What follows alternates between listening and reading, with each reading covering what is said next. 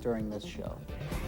Today on the show, we've got True Crime Streets of L.A., Max Payne 2, The Fall of Max Payne, Manhunt, and in Versus, it's SOCOM U.S. Navy SEALs 2 against Counter-Strike.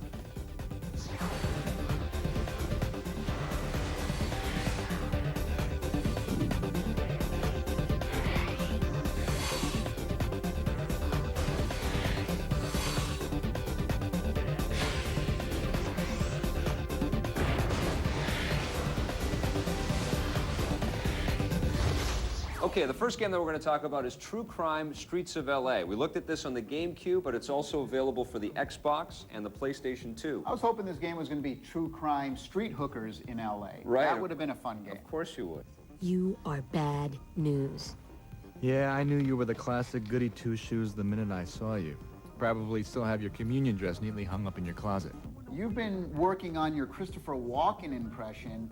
Here is finally a game because Christopher Walken is actually one of the cops in this game. So I'm going to hand it over to you, Vic. You're putting me on the spot. I'm not going to be able to do a very good job with my Christopher Walken impression. They got some really good voice talent in the game. Michael Madsen's in there, yeah. Gary Oldman's in there. Gary Oldman, my favorite actor of all time. You play a cop who's named Nick Kang, and you're embroiled in this sort of gang war that's happening. Nick Kang is played by Russell Wong, who's another voice actor in the game. As you progress through the story, you have all of these different elements of gameplay that are introduced, and all of them, although not perfect, are all quite a bit of fun. This game is supposed to compete with Grand Theft Auto. I mean, there's no bones about it. It's a rip-off of that game. Two things that they do better than Grand Theft Auto is when you're driving and shooting. That's really slick. Cool. The other thing they do better than GTA is the actual hand-to-hand combat fighting. This game does that They also have much better looking character models in the game, I thought. All you did in this game was you would wait for a red dot to appear, and that was your mission. Right. And then you went and you shot somebody and ran them over. And that was it. That was my biggest problem with this whole game. The red dots aren't your main objectives. They're the optional mission objectives that you can take. Each of the game segments is broken up in episodes, and each episode has about 6 to 9 different missions, and then along the way you'll hear about other crimes coming over the radio dispatch that you can break up. They what mix about up the loading? There is a lot of loading. Not only is there a lot of loading, but they're long loads. I like the fact that you're playing a cop. You know, morally, I kind of like the idea that you're not just out to. You could do that in Grand Theft Auto. That's steal true. A cop car That's first. true. That's true. You get rewards for being a better cop. I mean, you get these badge points, which I never got actually. Well, never got any of those. How surprising! You also have this yin and yang symbol, which is your good cop, bad cop meter. I kind of had a problem with the whole press the Z trigger and the X trigger to like arrest somebody. Right. It's much easier just to shoot them in the head. I never felt like I had control. One of the other things that I think is going to appeal to a lot of people and turn people off is the soundtrack on the game, which has all kinds of West Coast rap music on it. Lots of swearing. It's definitely an M-rated game. They actually got a bunch of artists like Snoop Dogg to create new tracks. Problem being is that it's not like Grand Theft Auto where you can get into a car and change the station. You pretty much get the music that they're giving you, and most of it is rap music and people swearing at the top of their lungs, calling everybody Right. And don't point at me when you say that. Sorry? There are some mellower tracks, and you can choose to take out some. What are you going to give True Crime Streets of LA? I'm giving it a 7.5. 8.5 for me. On the positive side, there are lots of different gameplay styles in this one. We love the voiceovers, especially Christopher Walken, and the hand-to-hand fighting is great. On the negative side, some of the button combinations got a little overbearing. Way too many load times, and they're long. And overall, it just wasn't as good as GTA. All right, we're going to stay with our cop theme here. We're going to talk now about Max Payne 2, The Fall of Max Payne. This one's from Rockstar. We looked at it on the PC. It's very similar to the first one. It's film noir in a video game, which I love. I love that whole aesthetic. But what they added this time is the Havoc physics engine, and it makes a huge difference in the actual way the game gets played, because everything that you encounter... It's touchable. And yeah, you can knock boxes, overable. stuff. Yeah, it's so amazing to see that in a video game. And when you've got objects that you can, you know, push out of your way when you're in the middle of a gun battle, it actually affects the dynamic of the way the shootout happens. Scripted elements as well, like a forklift will push over a big Shelving thing unit or something, and to kill you. And Yeah. like, if you're not expecting it, like I got crushed by the thing. I'm like, damn. The visuals have been improved a little bit in this Yes. game too. I mean, they were excellent in the first Max Payne, but now the weather effects are amazing. Lots of really cool smoke and sort of foggy atmosphere. On the consoles as well. On the consoles as well. The facial animations, I think this ranks with Mafia as some of the best stuff I've ever seen. I need the code to the 7th floor door. Sure. I know it. Wait. Oh, yeah. 667. Neighbor of the beast. Get it? Yeah, I get it. The cinematics are this kind of comic book Right. style cinematic stuff. And to be honest with you, I mean, the comic book, you know me, we love Yeah. comic books. For me, for this game, I didn't like the comic book stuff It's not dynamic enough, is it? as much. No. You actually run into Mona Sachs, who was one of the lead Mona characters. Sachs? One of the lead characters from the previous game, and she's a ruthless assassin, and she'll take out anybody that gets in her way. Mona? Max, we gotta stop meeting like this.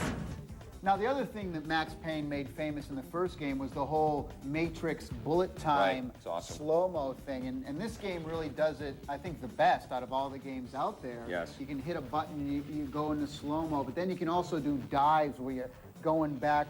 I also like the new spin move that he's got as well in slow-mo, where he's reloading as he's spinning to keep shooting. So John Woo. Great control as well Yes. over the character. We've Yeah. seen a lot of these games, Yeah, on- Enter the Matrix being one of them, where the control screwed up the experience. There are also moments in the game where you have an AI teammate with you that's actually helping you. On this show, we say AI a lot. Right. I think from now on, we should just say I, because that's what it spells.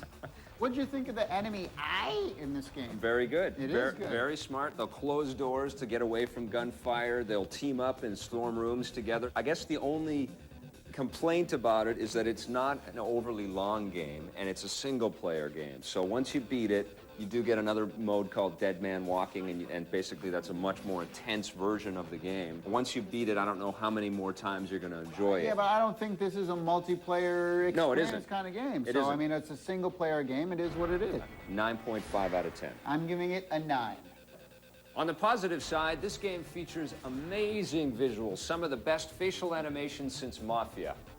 The gun battles are intense and very easy to control, and a great new improvement is the new physics engine, which allows for all kinds of interactive elements. On the negative side, although the game is extremely well done, it didn't seem as innovative as the first Max Payne. And if you're into longer gaming experiences, this one falls a little short. All right, we've been talking about cop games. When we come back, we're going to be talking about criminals in Manhunt. And I'm going to do my Elvis Jailhouse Rock impression. Hey, I found the perfect game to play in an urban environment in a wintertime setting such as this. It's Max Payne from Rockstar Games for the Game Boy Advance.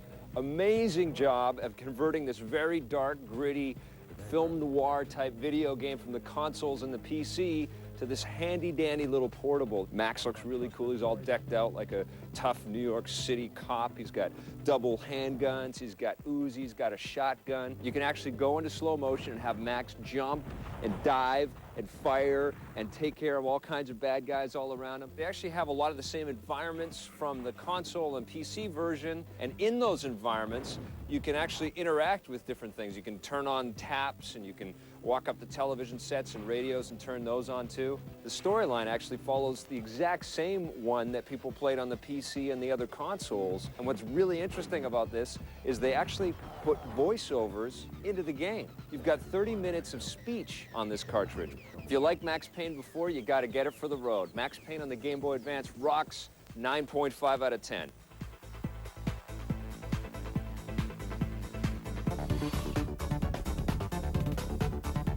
Okay, we're back, and we're going to be talking about... What are you doing? Don't look in there. We're going to be talking about a gruesome new game from Rockstar. It's called Manhunt, and it's for the PlayStation 2. Smells like dead people. All right, okay. What? Oh, gross, man. What did you think of Manhunt? You remember the movie Seven? Yes. Remember the movie 12 Monkeys? Yes. Very disturbing. Dark. That's what this game is. If you're gonna pull movies, actually, I would say it's closer to The Running Man and a snuff film, because that's really what the context The of this. Running Man. The Running Man, because you start off as this criminal that Yes. has been killed, officially killed, Yes. and then the criminal wakes up and he realizes that he's inside of this game, and what he's got to do is not get killed by all these hunters that are out looking for him. And he's got a little earpiece on, and he's got this crazy director that's actually filming this guy's progression through this blood sport. He's encouraging him to kill the hunters in as many gruesome ways as he can imagine. These streets are being patrolled by gangs. They're scum, just like you. And they're here to hunt you down and cut you up. There's this whole stealth factor Right. involved, so depending on how, soft or hard you're pushing on the stick is how soft or hard the guy is walking. So it's all about the sound you make. And what's interesting about this game, Right. it's not required, but it is optional. You can use the headset and you can use your voice and say, hey, I'm over here. Yeah. And then he comes around and then you go around the back to kill him. What you've described as the gameplay, that's it. That's the whole thing. You go to a dark area where they can't see you, and the AI is dumb enough that they'll walk right up to you and just automatically stop and turn around. Well, that's because it's too dark. Well, whatever. They turn around right there. Perfect placement for you to come up with your crowbar or your glass shard or your plastic bag or your baseball bat. Ultimately, it just becomes repetitive and boring. It's one of the scariest video games. It's also ever. one of the most depraved video games I've ever played as well. How do you mean depraved? Well, you're being urged to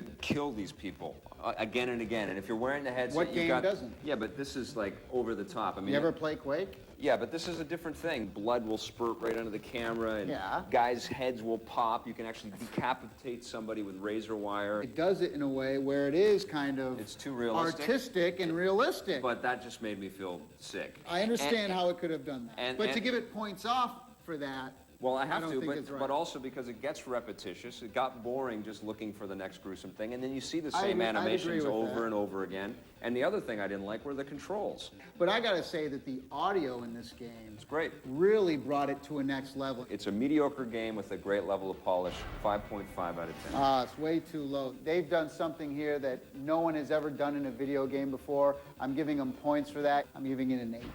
On the positive side, it has some of the best disturbing and uneasy and scariest scenes you've ever seen in a game. The sound design is absolutely incredible. And if you're into these mature rated games with tons of death and violence, this one's gonna be right up your alley. On the negative side, the killing gets repetitive very quickly. We had lots of problems with the controls of the game. And if you don't have an appetite for lots of gory killing in your video games, stay away from this one. Today in hardware, we've got a brand new device that's supposed to make life better for all of you first-person shooter fans out there. So people that are playing Halo or Max Payne or something on their Xbox might want to check out the first-person shooter master. First of all, I like the look of it because it's actually 2 gun handles That's very clever, that actually. you hold on to, Yeah. and the triggers are actually, part of the gun trigger. Right. And the other thing is that the 2 analog sticks are now positioned in the same exact spot, whereas on all the other Xbox controllers, they're like offset. It also has a really cool LED screen, which is pretty useless, but looks nice in the dark. You can actually have preset on the button choices that you want. It'll tell you which preset button configuration is in there. And to be clear, you have your thumbs on here, your triggers on here, and then these 2, which are down on the grips of the gun, Right. are your X, Y, A, B buttons. Right, and the on start those. and the back button are below the left thumbstick, and the black and white buttons are below the right thumbstick. Didn't you find it better that, like, even when you're playing a game like Halo, Right. you never have to take your fingers off the thumbsticks? So you can constantly be running And shooting. and shooting. Right. That's why I like this thing. I'm going to recommend it with an asterisk. On the positive side, they put the buttons on the grips so you never have to take your thumbs off the analog sticks. The analog sticks are positioned and aligned on the same spot on both sides of the controller, and the controller actually looks like two guns. On the negative side, the analog thumbsticks from the regular Microsoft controller are a little bit better than these, and it's going to take you some time to get used to playing with this controller because the buttons on the grips is totally different. Stick around, we're going to get cleaned up here and be right back with a look at Counter-Strike and SOCOM 2.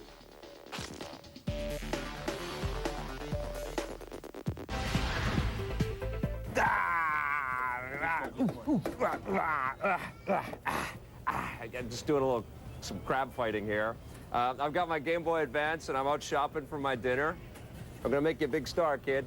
We've got Dragon Ball Z Taiketsu. This is a fighting game starring your favorite Funimation animated characters from Dragon Ball Z. So if you're a fan of the cartoon, you're probably gonna like the look of this game.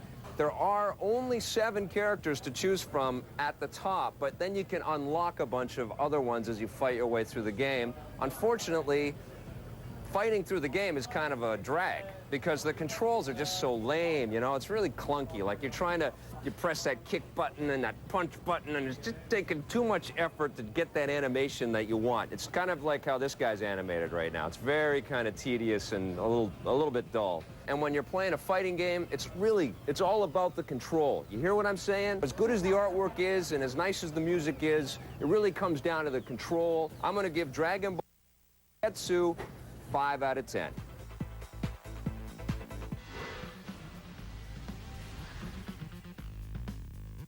Hey, I've got the much underappreciated Draken for PlayStation 2. This one's developed by Surreal Software. Now, you play as a character named Rin, who's this fearless adventurer, and she has control of a dragon, and that's the coolest thing about this game. Now, Rin is actually very, very deadly on her own. She's got a very cool bunch of moves, and she can pick up different weapons and beat up on giant ogre guys and all kinds of really nasty-looking fantasy-type creatures. It's basically an action-adventure type game, like a Tomb Raider. It's also a fairly large role-playing type game as well. There's a big story, lots of narration, lots of dialogue, lots of voiceover stuff throughout the game. And the story is actually very well told. The acting is very solid. The environments are beautiful. This is a very fun game, and unfortunately not very many people played it. It's called Draken the Ancient Gates for the PlayStation 2. Go check it out, it's fun. Today, it's a couple of tactical action games. We've got SOCOM 2 U.S. Navy SEALs from Sony for the PlayStation 2 versus Counter-Strike from Microsoft for the Xbox. What did you think about the graphics of these two games? Well, hands down, there's no contest at all. SOCOM 2 definitely blows away Counter-Strike in every essence of the term graphics, from the character detail to the weapons to the environments, but even all the cool effects. Like when you go into sniper mode in SOCOM, it like does this little focus blur before it fixes. It's amazing. All gold. Absolutely. The foliage in SOCOM 2 is gorgeous. You can actually drop down and hide in there, totally camouflaged, and do some really cool sniper moves. The rain sheets, the sheets of rain that come at night, that just look incredible. Counter-Strike, on the other hand, looks dated. It is dated. It's based off of the Half-Life engine, and it's, you know... Looks like a first-generation PlayStation 2 game or something. Yeah, it definitely is old. They added some bump mapping to the environments. I like the character models and the details on the outfits and uniforms that they wear. That stuff's pretty cool. The thing that I do like, when you compare the two, the frame rate on Counter-Strike is rock solid. It's very fast. The control is very precise because of it. And SOCOM 2 has some sort of clunkiness and some frame rate chugs from time to time. All right, in terms of gameplay, what did you think of these two games? With SOCOM 2, it feels like you are in those situations. Absolutely. And whereas Counter-Strike, I just feel like I'm playing another first-person shooter with a couple of buddies behind me. We went online and there were 20,000 users, and this was pretty late at night, all playing on SOCOM 2 at the same time. Wow. They do stack up in a bunch of ways kind of similarly. You've got 18 online maps in Counter-Strike, you've got 22 online maps in SOCOM 2, but when you go into the single-player experience, SOCOM 2 really, really delivers. You've got 12... Is there a single-player experience in Counter-Strike? In Counter-Strike, you get basically a training mode with like AI bots and stuff, and the AI is very solid, and you will become a better player playing through that, and it is fun, but SOCOM 2 has this really cinematic, immersive mission structure where you get to play with all of your AI teammates. And in SOCOM 2, they also have the voice recognition headset right. as well, so Right. you can direct your troops where to go. In Counter-Strike, what's different about it this time, everybody's been playing the PC version for so long, but with the voice communicator, you'll see that the strategies with working with teammates much sharper, much better defined. Now, what about the audio of both these games? Well, again, no contest in my mind. I mean, SOCOM 2 has this great interactive musical score, which is very kind of Hans Zimmer. The ambiance, I thought they nailed perfect as well. You can hear the wind through the bushes and the trees, and of course, both games have really good weapon sounds. Yes. But again, I thought the more realistic weapon sounds Were in once SOCOM again 2. goes to SOCOM. Counter-Strike is adequate. Yeah, the weapons sound great, and there's lots of little tactical comments sort of going on by the AI guys. Follow me. Roger that. Affirmative. Hold this position. And the other thing, audio-wise, we need to talk about is that when you're wearing the headset, you get your teammates in your ear and That's not true. on the speaker. So that, again, adding to the audio realism. And all your mission briefings and everything like that comes through your earpiece. So overall, what are your impressions of SOCOM 2 and Counter-Strike? SOCOM 2 is an amazing experience. I normally don't really like these tactical squad-based things, but here's a game that just puts you so much into the action that you gotta go for it. Counter-Strike is still very fun. It made a great transition to the Xbox, but for me, there's no contest as well. SOCOM 2 is brilliant. So what are you going to give Counter-Strike? Counter-Strike gets about a 7.5. I'm going to give it an 8. What about SOCOM 2 U.S. Navy SEALs? SOCOM 2, definitely a 9. 9.5 from me. This is near perfect. So it looks like this time around, SOCOM 2 definitely gets the victory. Absolutely. Today on the show, we took a look at True Crime Streets of LA for the GameCube, but it's also available for the Xbox and PlayStation 2. There's some very cool storytelling and great voice acting in this game, but really, it's not as fun as Grand Theft Auto. On the PC, we looked at Max Payne 2, The Fall of Max Payne. There are some amazing visuals and very tight controls in this action game, but the game is over a little too quickly. On the PS2, we looked at Manhunt. This one has amazing, gory atmosphere, but it's got some repetitive gameplay and some serious control problems. In Versus, we looked at SOCOM U.S. Navy SEALs 2 for the PlayStation 2. This one features amazing presentation and a lot of depth in the gameplay. We compared it to Counter-Strike on the Xbox, which has great, fast online gameplay, but some dated graphics. So obviously, the winner this time was SOCOM 2. In hardware, we looked at Gamester's FPS Master for the Xbox. You never have to take your thumbs off the thumbsticks with this one, but it takes a little getting used to. On the Game Boy Advance, I reviewed Max Payne, which is a terrific adaptation of a classic action title. Bump mapping to the environments. I like... Bump mapping. Don't do that anymore. And I like the... The great thing is that this is our mature-rated show, so That's we right. can say stuff like Right. and although they bleep it out, I still feel more comfortable saying it. That's nice. So you got that all out of your system. It's all good. We can get into the reviews now. Okay.